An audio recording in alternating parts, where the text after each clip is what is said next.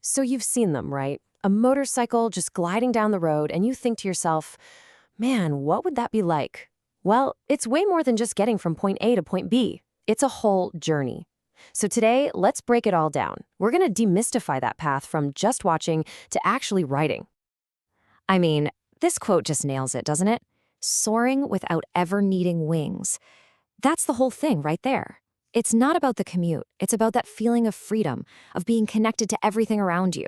It's an adventure that you just can't get when you're cooped up in a car. Okay, so that's the dream, right? But what about the reality? How do you actually get from daydreaming about the open road to safely riding on it? Well, there's a path. It's a series of steps, where you build one skill on top of another. It's definitely not about just jumping on a bike and twisting the throttle. So let's really break down what that journey looks like. All right, first things first. Every quest needs the right gear. And for this one, it comes down to two absolutely essential things: your bike and the gear that's going to protect you.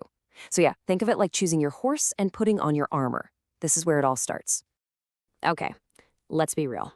It's so tempting to look at this list and go straight for the super fast, aggressive sport bike. I get it. They look amazing, but, and this is a big but, resisting that urge is probably the most important decision you'll make at the start.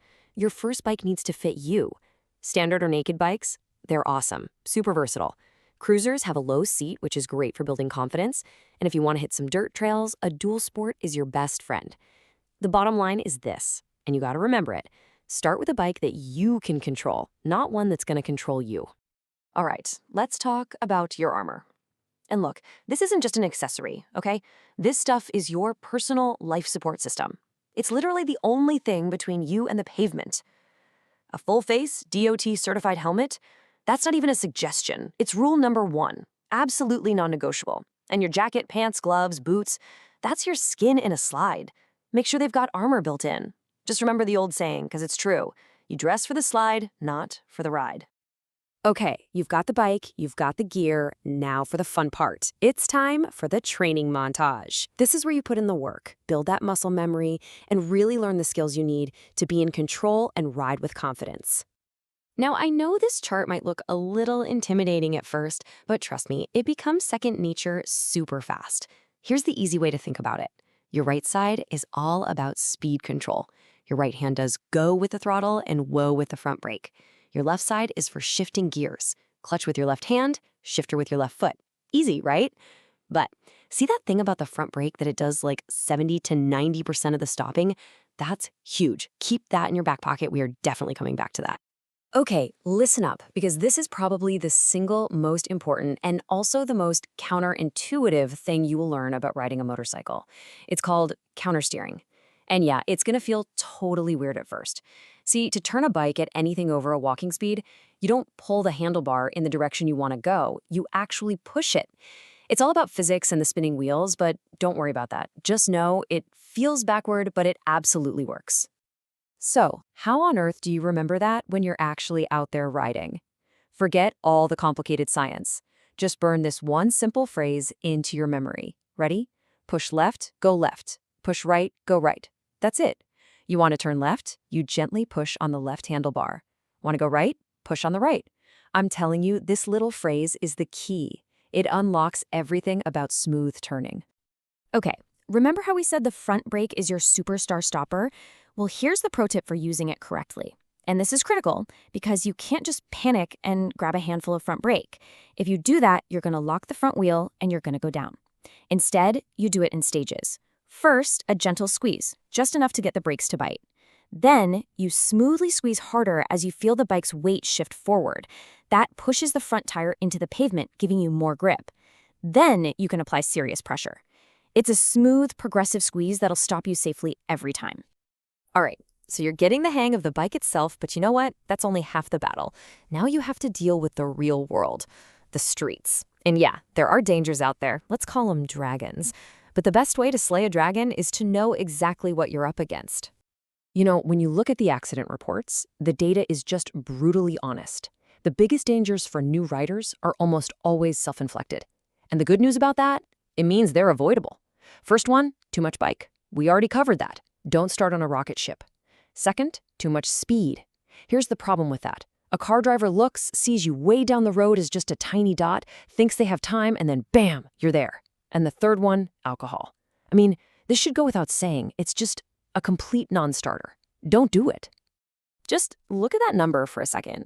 98%. That is a massive, massive number. And what it represents, well, it's one of the most important things you need to understand about riding safely.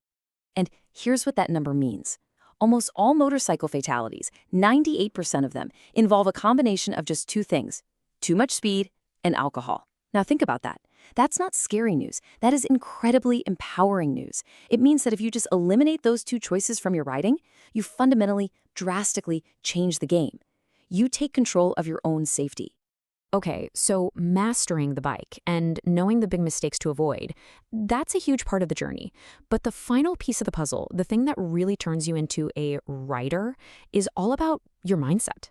It's about deciding to be a lifelong learner, to always be aware, and to take responsibility.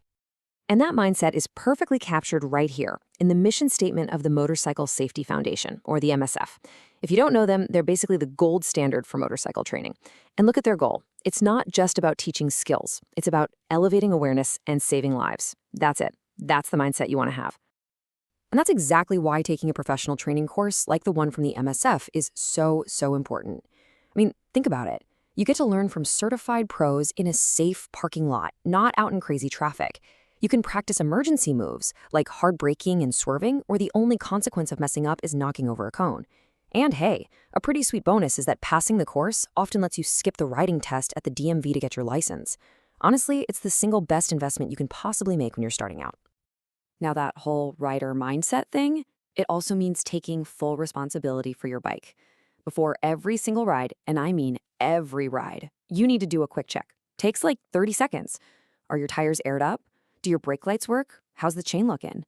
A safe bike is a well-maintained bike, and making sure it's ready to go, well, that's your job, nobody else's. So there you have it. That's the path. That's the rider's journey. See, it's not some big secret mystery. It really just comes down to a commitment to the right gear, the right training, and most of all, the right mindset. It's a journey that asks for your respect, for sure, but the reward is a feeling of freedom that's unlike anything else. So the only real question left to ask is, are you ready to start your engine?